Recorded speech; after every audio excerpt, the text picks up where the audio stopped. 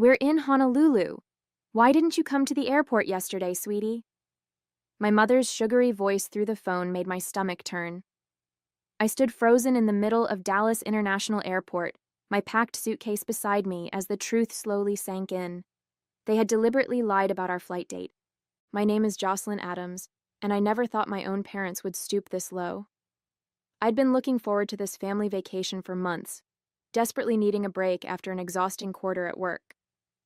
As a marketing executive, I'd just finished hosting important clients from overseas, and this trip was supposed to be my reward, a chance to relax and reconnect with my family.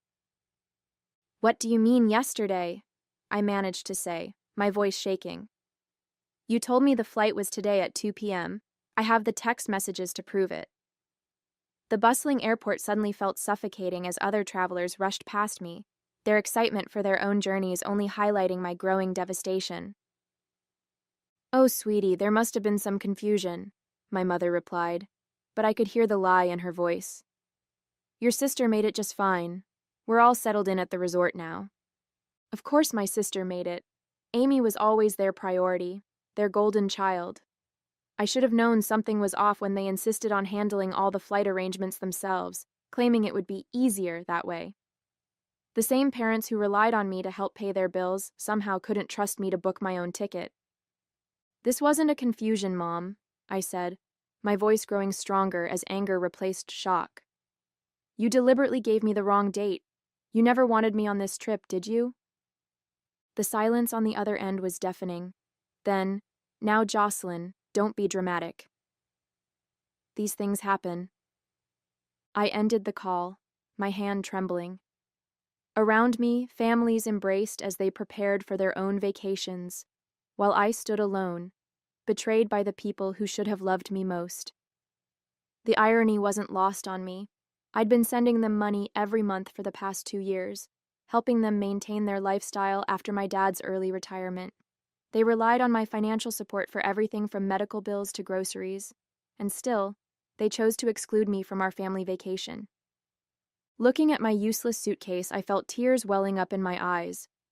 But more than sadness, I felt a burning anger rising inside me. This wasn't just about a missed vacation. It was about years of manipulation and favoritism. And standing there in the airport, I made a decision that would change everything. I've always wondered if my parents ever truly saw me as their daughter, or just as their personal bank account. Growing up, everything was about Amy. Her dance recitals, her straight A's, her perfect smile. I learned to live in her shadow, but I never stopped trying to earn my parents' love and approval. After graduating college, I threw myself into my marketing career, working overtime and weekends to climb the corporate ladder. While Amy pursued her dreams of becoming an actress, funded by our parents' retirement savings, I was building something real. Within 5 years, I had earned my position as the youngest executive at my firm, managing major client accounts and a team of 15 people.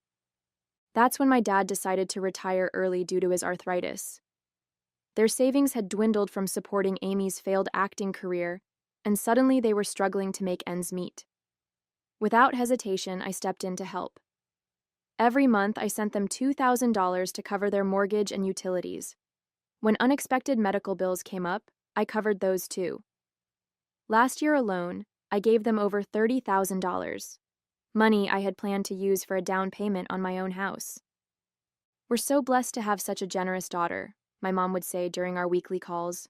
But those calls always ended the same way, with updates about Amy's latest audition or her new headshots. They never asked about my work or my life unless they needed something. 2 months ago, when they mentioned planning a family trip to Hawaii, I was thrilled. Finally, a chance to spend quality time together. They insisted on handling all the arrangements since Dad had airline miles to use.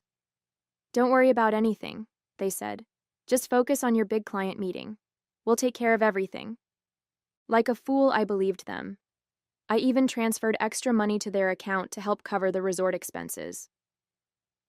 "It's the least I can do," I told them, imagining lazy days on the beach and family dinners watching the sunset. I thought maybe this trip would be different, that they would finally see me as more than just their financial safety net. Instead, Here I was, standing in an empty airport with a packed suitcase and a broken heart. My phone buzzed with a new message, a photo from Amy of her and our parents at the beach, cocktails in hand. The caption read, "Family vacation begins. Missing you, sis. Wish you could have made it." The rage that filled me in that moment was unlike anything I'd ever felt before. Standing there in the airport, staring at Amy's photo, something inside me finally snapped. I started scrolling through past text messages from my parents, and the pattern became crystal clear. Every conversation about the trip had been carefully orchestrated to ensure I'd miss it. "The flight's at 2 p.m. on the 15th, my mom had texted. But looking at Amy's Instagram story, I could see their boarding passes from yesterday, the 14th, clear as day. They hadn't made a mistake. They'd planned this deception down to the last detail. My phone rang again. This time it was my father. "Jocelyn," he started, his voice stern like I was a child being scolded. "Your mother is very upset by your attitude. We made an honest mistake with the dates, and you're turning this into a drama. You're a grown woman. You should understand these things happen." I laughed, but there was no humor in it. An honest mistake?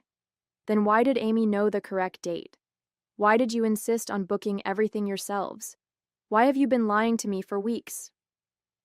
"Now, listen here," he began, but I cut him off. "No, Dad, you listen. I just checked my bank statements. Last week, I sent you $3,000 for this trip. Was that a mistake too? Or did you just take my money knowing you'd leave me behind?"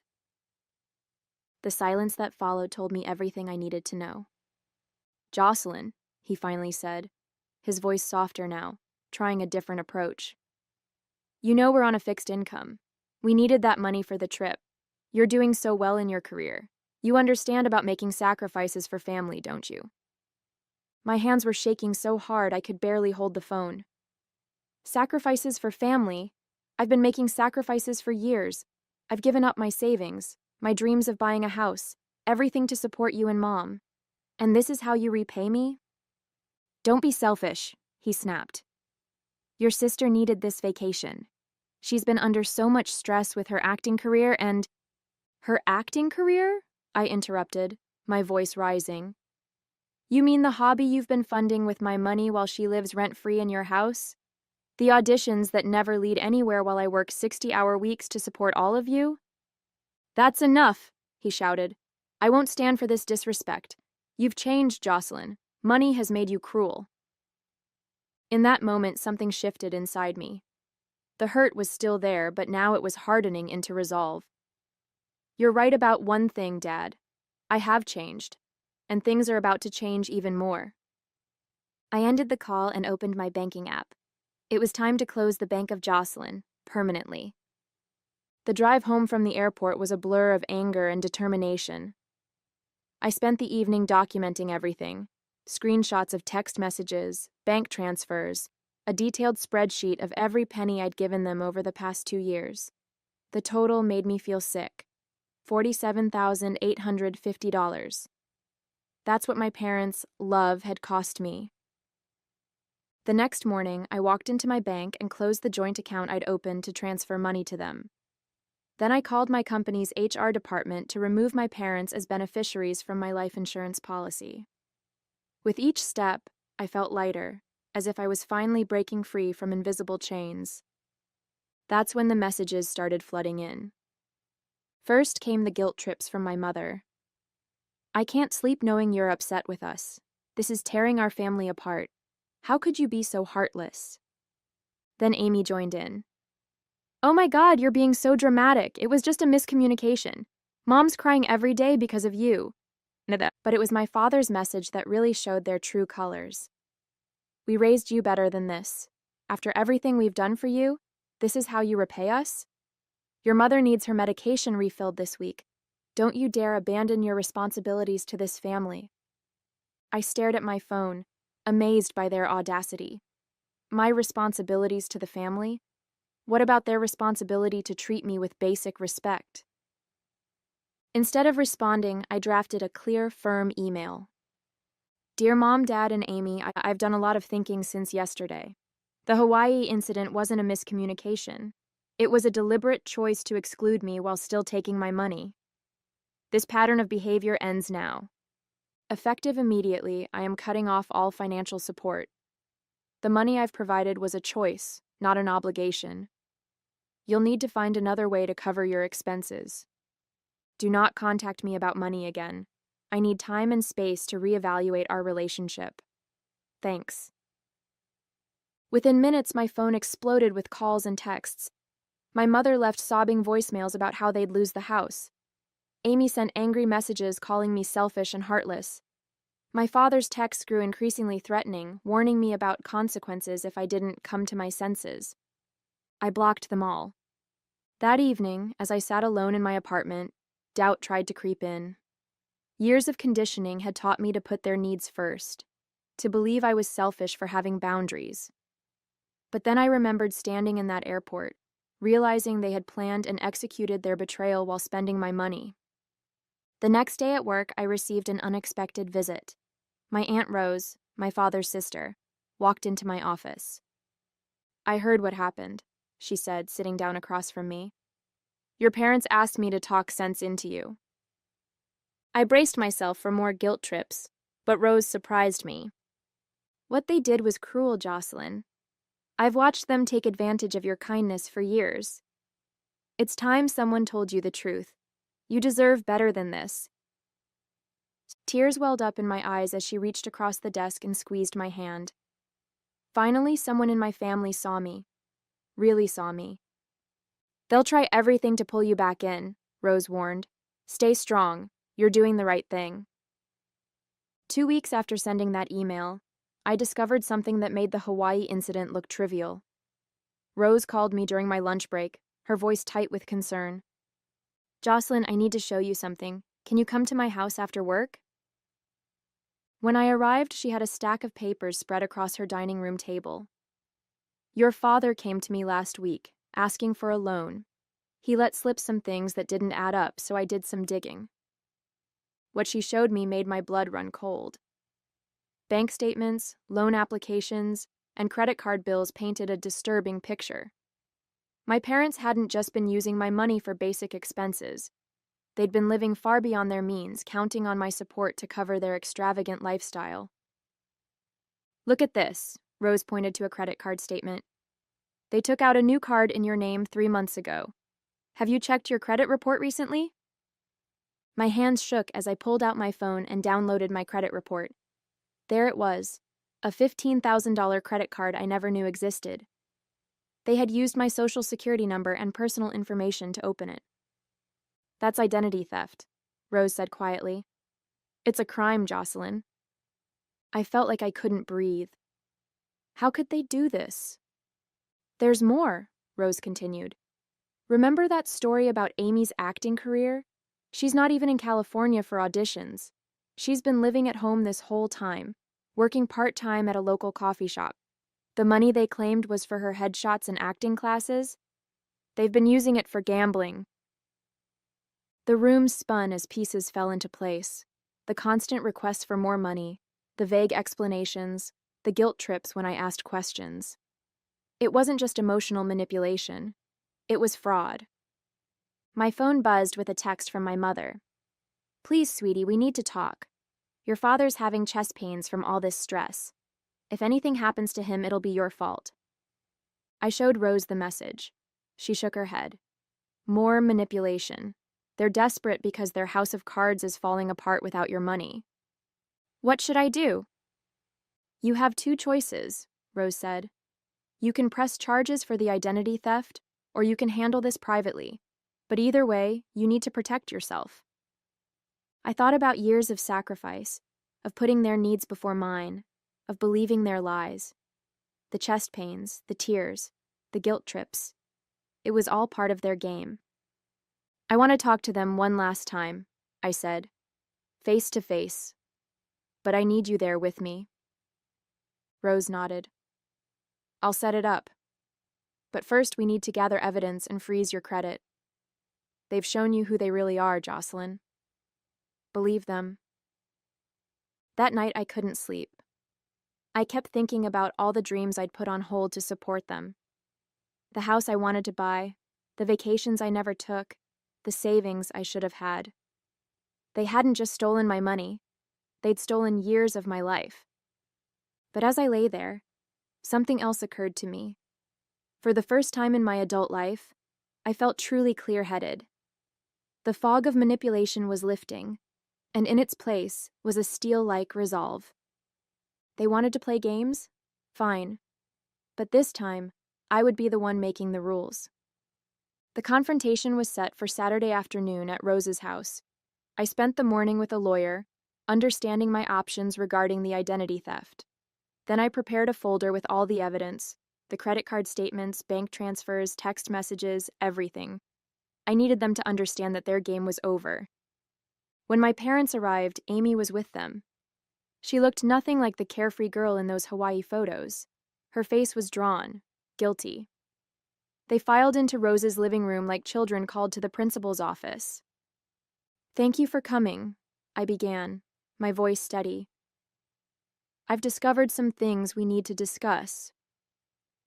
"Jocelyn," my mother interrupted, tears already starting. "Before you say anything, you need to know—" "No," I cut her off. "I'm talking now." I pulled out the credit card statements. "Would anyone like to explain this?" The color drained from my father's face. Amy looked confused, but my mother jumped in quickly. "It was an emergency. We were going to tell you—" "An emergency?" I laid out more papers. Like the gambling debts? Or the maxed out credit cards? Or maybe Amy's fake acting career? Amy's head snapped up. "What do you mean, fake?" I turned to her. "You really don't know? They've been telling me you're in California pursuing acting. That's where all my money supposedly went. Your headshots, classes, rent." "What?" Amy looked at our parents in shock. "I've been working at Starbucks. They told me you refused to help with my college tuition." The room erupted in chaos. Amy started crying. My mother tried to explain, and my father stood up, his face red with anger. "Enough!" he shouted. "We did what we had to do. You don't understand." "Oh, I understand perfectly," I said, pulling out my final piece of evidence. "You committed identity theft. That's a federal crime. I have two choices here. Press charges or handle this privately. Your decision." My mother collapsed into theatrical sobs. "You wouldn't. We're your parents." "Parents don't steal from their children," Rose interjected. "Parents don't lie and manipulate and commit fraud." Just then, my father clutched his chest and staggered. "My heart," he gasped. "Call an ambulance."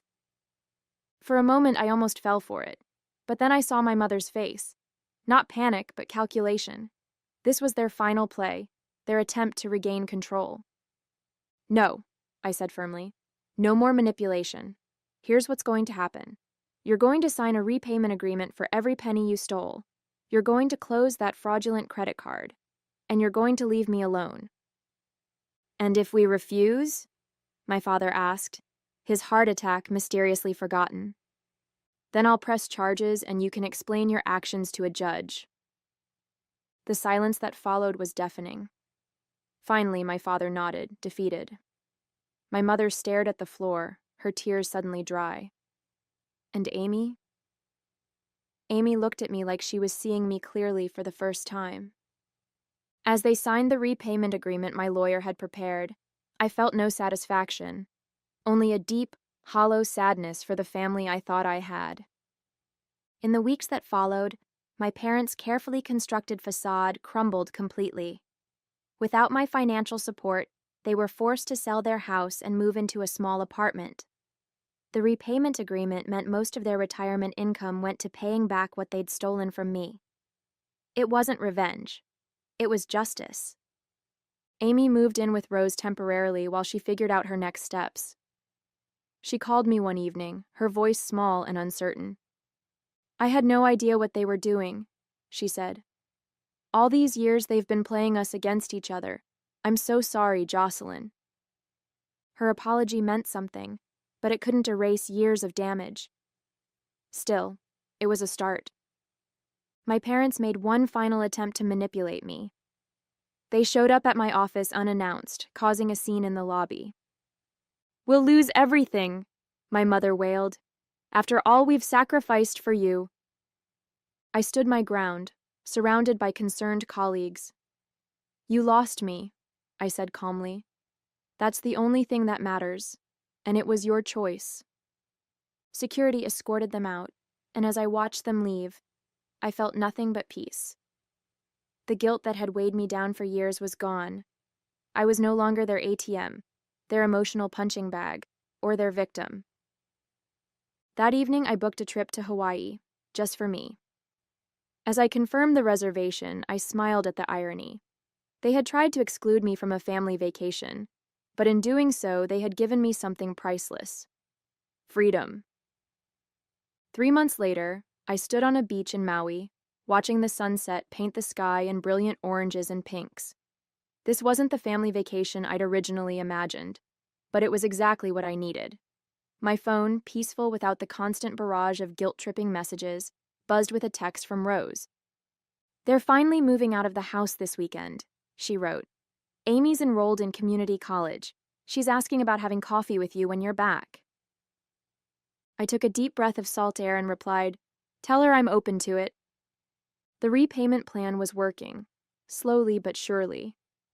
My parents had sold most of their possessions, and every month, a check arrived from them without fail.